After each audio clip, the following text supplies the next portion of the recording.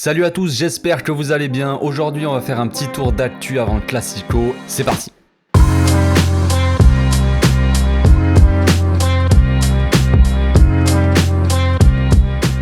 Au passage, n'hésitez pas à vous abonner si vous kiffez mes vidéos les gars, c'est le meilleur moyen de me soutenir et ça fera plaisir à tonton. Les temps sont durs pour les supporters, le Barça sort d'un match nul très frustrant contre Grenade à l'extérieur et ne s'est pas vraiment rassuré avant d'aller affronter le Real mercredi. L'équipe a toujours du mal à marquer malgré les actions. Contre Grenade on a tenté 13 tirs et on en a cadré qu'un seul. Le but hors jeu ne compte pas, sinon ça ferait 2 cadrés, 2 buts d'ailleurs. Donc ça reste quand même dans notre moyenne, on est environ à 13 tirs par match mais seulement 1,5 buts par match. Donc c'est toujours les mêmes problèmes, malgré les changements de coach. On a vu du mieux dans le jeu depuis l'arrivée de Xavi, c'est clair, certains joueurs se sont un peu plus affirmés, alors que d'autres sont de pire en pire, je pense bien sûr à Jordi. Bref, mine de rien, on a fini le week-end pas si mal que ça au classement. Dans le pire des cas, on aurait pu finir 7ème, et dans le meilleur des cas, 3ème. La Real Sociedad a choisi son moment pour gagner un match, alors qu'elle n'avait pas réussi sur ses 4 derniers. Mais le Betis a fait match nul contre le Rayo, ce qui fait qu'ils se sont pas trop éloignés de nous, on va dire, et que le Rayo ne nous a pas dépassé non plus par la même occasion. Villarreal a fait match nul aussi contre l'Atlético hier soir, ce qui nous permet d'être au final 6ème à 2 points de la 3ème place. Pas catastrophique en soi on va dire, mais comme les mauvaises nouvelles ne sont jamais très loin avec le club, comme vous le savez, Eric Garcia sera absent pour environ 5 semaines, lui qui faisait un gros match, franchement, presque parfait j'ai envie de dire, que ce soit dans la relance ou même dans les interceptions, il était très bien. Dommage qu'il soit encore freiné dans sa progression, il souffre d'une blessure au biceps fémoral de la cuisse droite, ce fameux biceps fémoral, franchement. Je crois qu'il n'y a que les supporters du Barça qui connaissent cette blessure. Ces dernières années, moi j'ai vu que ça. Donc 5 semaines, il va en louper des matchs, sachant qu'on a beaucoup de matchs ce mois-ci et le mois prochain, mais normalement il devrait revenir pour le match contre Naples. Mais bon, ça dépend aussi de l'évolution de sa blessure évidemment. On va rester un peu sur le match de Grenade et parler de Luc the GOAT. D'après Xavi, Luc est un grand professionnel. Évidemment, je n'en doute pas, mon petit Luc. Qui aurait pu dire il y a quelques mois que ce gars pouvait nous sauver 2 matchs d'affilée en Liga quand même. Le gars est devenu le héros de l'équipe, c'est incroyable, franchement. Bon, on rigole beaucoup sur le joueur, moi le premier, mais au final le gars fait son taf en ce moment. D'un côté, il était temps, frérot. Il est venu à la demande de Koeman, ce bon vieux Ronald, car on n'avait aucun vrai neuf dans l'équipe. Mais les premiers mois ont été assez compliqués pour le bonhomme, c'est le moins que l'on puisse dire. Une catastrophe dans le jeu et une finition digne d'un vieil aveugle unijambiste, le gars. Bon, on va pas dire que sa technique balle au pied fait des merveilles non plus, les gars, on va pas s'enflammer. On le voit bien quand il redescend un peu aidé au milieu, c'est très limite, très limite. Rien que le contrôle déjà c'est compliqué, mais on l'a pas signé pour ça le gamin. On l'a signé car de base c'est censé être un vrai neuf de surface, un gars qui fera la différence sur les duels aériens, et c'est exactement ce qu'il fait en ce moment au final. Donc en attendant le retour de certains, il a prouvé qu'il pouvait rendre des services malgré tout, dans un registre totalement différent des autres joueurs qu'on a, ça c'est sûr. 2 buts lors des 2 derniers matchs de Liga, comme je disais, qui rapportent au final 4 points à l'équipe. Ça aurait pu même être 6 points si son premier but avait été validé ce week-end. Un peu bizarre toute cette décision, mais c'est pas grave. Du coup, la situation commence à changer au club et Xavi voit d'un bon oeil sa montée en puissance. Ses bonnes performances et l'arrivée de Morata qui semble se compliquer de jour en jour font que pour l'instant, Luc est plus proche de terminer la saison avec nous que de partir pendant le mercato. En plus, le club n'a plus vraiment besoin de sacrifier Luc pour pouvoir signer Ferran, car comme on l'a vu, il va pouvoir être enregistré, mais on en parle juste après. Donc Xavi reste en tout cas très content de son travail en ce moment, et je pense qu'il privilégie plus un départ de Demir par exemple, qui n'est à mon avis pas prêt de jouer, parce que le club à mon avis a pas envie d'activer son option d'achat et de devoir payer 10 millions. Donc concernant Ferran Torres, Matteo Alemany avait dit samedi que le prêt de Philippe Coutinho à Aston Villa n'était pas suffisant pour enregistrer le joueur, mais comme vous avez dû le voir, le club vient d'annoncer la prolongation de Samuel Umtiti jusqu'en 2026. Alors moi j'attends le départ de Umtiti depuis 2 ans. Et au lieu de ça, on le prolonge, le gars. Alors, ok, on va nuancer tout ça. Moi, premier abord, quand je vois ça, j'étais à 2 doigts de me jeter par la fenêtre, j'avoue. Mais il faut voir le bon côté des choses, on va dire. On va essayer de voir ça comme ça. Ça permet déjà d'enregistrer Ferran Torres, voilà. Et le gars baisse son salaire considérablement. Et en plus de ça, il y a une option pour rompre son contrat en 2023. Donc, de base, son contrat était censé finir en 2023. Là, il a prolongé jusqu'en 2026, donc 3 ans de plus. Mais il y a une option pour le rompre en 2023. Donc là, là, à première vue, comme ça, en voyant ça, moi je me dis c'est une mauvaise nouvelle. Genre, comme je vous ai dit, j'étais à 2 doigts d'en finir. C'est mon sentiment premier, mais financièrement, ça nous aide. Ça, c'est clair. Après, voilà, on va l'avoir encore jusqu'en 2023, ça c'est sûr, le gars ne partira pas. Mais normalement, il a des offres pour cet hiver et devrait partir en prêt si tout se passe bien. Selon des sources proches du joueur, en gros, il y a des clubs qui sont intéressés par Umtiti pour l'avoir en prêt et il devrait enfin les accepter.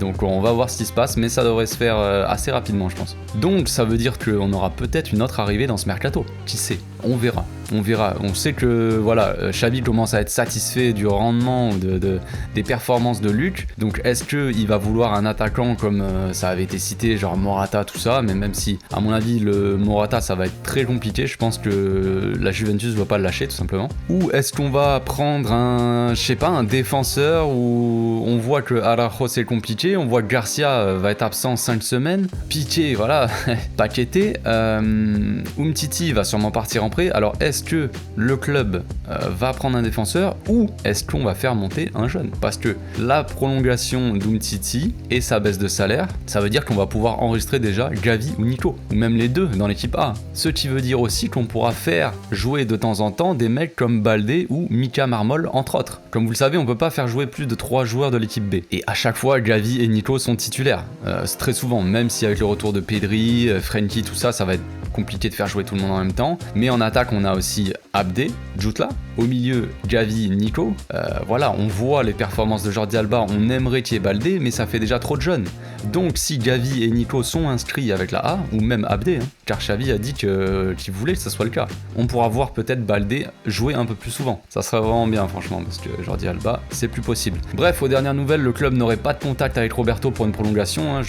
Moi je pensais que Laporta aurait préféré prolonger Roberto plutôt que Umtiti, mais je pense qu'il a agi en fonction des salaires en fait. Roberto, lui, il avait déjà baissé son salaire, et Umtiti était peut-être le salaire le plus élevé du club avec 20 millions, je crois. Maintenant, il doit toucher à peu près comme Piqué, je pense autour de 5 millions, un truc comme ça si je me trompe pas. Donc à côté de ça, on a Dembélé quand même qui n'a toujours pas accepté l'offre de prolongation du club et qui réclame 40 millions de salaire.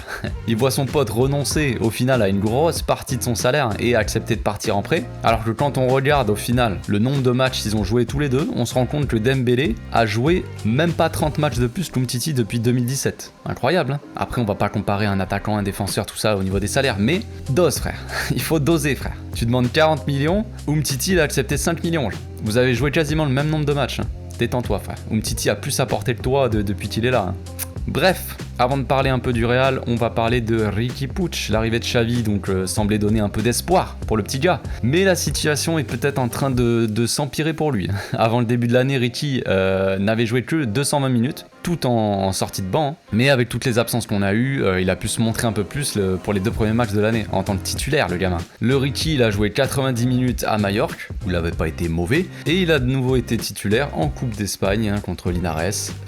Mais là, pour le coup, match très compliqué pour lui, il a été sorti à la mi-temps. Donc on a bien compris que Xavi, lui, il n'a pas du tout été satisfait, comme tout le monde j'imagine. Et ensuite, avec le retour de Gavi contre Grenade, on a bien compris que le Riqui, il allait retrouver son meilleur pote, le banc de touche. Et comme vous avez dû le voir, il n'est pas rentré sur le terrain. Pourtant Gavi a pris un rouge, mais c'est Alvaro Sanz qui est rentré pour remettre quelqu'un au milieu. D'ailleurs, pour la petite histoire, Xavi a préféré prendre le risque de perdre le match par forfait, parce que si l'un des 7 joueurs de l'équipe première sur le terrain avait été expulsé, on aurait perdu le match par forfait. Moi je pensais que c'était 3 joueurs de la B max, mais en fait c'est dans le match je crois, parce qu'en conférence de presse d'après match, Xavi a expliqué qu'il voulait prendre ce risque car l'équipe avait besoin soi-disant d'après lui des caractéristiques d'Alvaro Sanz pour garder le ballon. Donc le message est clair, il a préféré prendre le risque de perdre par forfait plutôt que de mettre Riqui Puig sur le terrain. Donc ça sent pas bon pour lui. Donc maintenant sa situation me paraît encore plus compliquée car Pedri et Frenkie sont sur le retour. Ajoutons à ça Gavi et Nico qui vont même être sûrement inscrits dans la A dans très peu de temps. Les minutes du petit bonhomme elles vont être fortement réduites, et à juste titre d'ailleurs. C'est pas la faute de lui avoir donné sa chance non plus. Après sous Koeman, voilà, Riqui il a joué 72 minutes en 13 matchs. Alors que sous Xavi il a joué 232 minutes en 11 matchs. Donc la différence est flagrante. Xavi lui a quand même donné un minimum sa chance, on va dire. On pourra pas dire le contraire. Après, c'est pas la mort non plus. Hein. On a vu ce que Ricky pouvait apporter à l'équipe en sortie de banc à l'époque de Sétienne. Après, personne a compris pourquoi Koeman l'avait mis au placard. Ok, mais maintenant, ça devient compliqué pour lui d'avoir du temps de jeu. Moi, je pense qu'il devrait partir en prêt à la fin de la saison. Ça me paraît plus qu'évident quand on voit que Gavi, Nico, Pedri, tout ça lui sont devant lui, quoi. Clairement, même Alvaro Santos maintenant est devant lui. Donc, va falloir se faire une raison. On arrive maintenant au Classico. Dans 2 jours, on aborde ce match avec le moral un peu dans les chaussettes. On note le retour d'Araujo quand même, qui a été convoqué malgré sa fracture à la main, et aussi Frenkie de Jong qui se remet de sa blessure tranquillement. Donc je pense pas qu'ils seront titulaires. Clairement, ça me paraît très compliqué. Ils ont été appelés au cas où, mais j'y crois pas trop. Je pense que Xavi voudra pas prendre de risques non plus. Retour d'Ansu Fati aussi, qui ne devrait pas être titulaire non plus vu la longue absence du bonhomme. Donc on note aussi la bonne forme de Daniel Alves qui va faire son grand retour dans un Classico, les amis. Son opposition avec Vinicius risque d'être très compliquée, mais très sympa à voir aussi, malgré tout. On verra ce que Xavi préparera, mais ça sera sûrement une des clés du match, j'imagine. Concernant Pedri et Ferran, ils ont été encore testés positifs, toujours, ce matin, donc ils ne seront pas disponibles pour le moment. Hein. On verra demain matin s'ils sont testés négatifs, ils rejoindront l'équipe, mais pour le moment, on fera sans eux. Voilà, c'est tout pour aujourd'hui. J'espère que la vidéo vous a plu, les amis. On se retrouve demain pour l'avant-match. D'ici là, passez une très bonne journée. Portez-vous bien. Ciao.